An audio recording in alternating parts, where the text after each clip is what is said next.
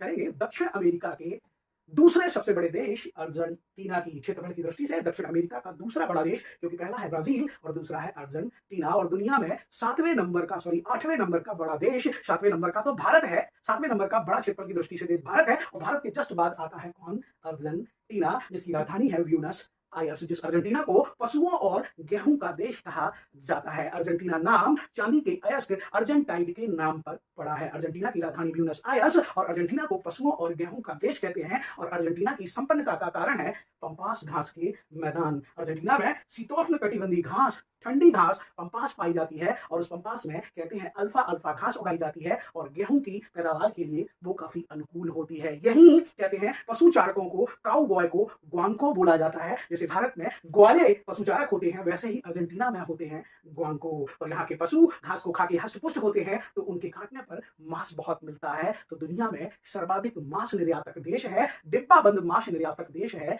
Argentina.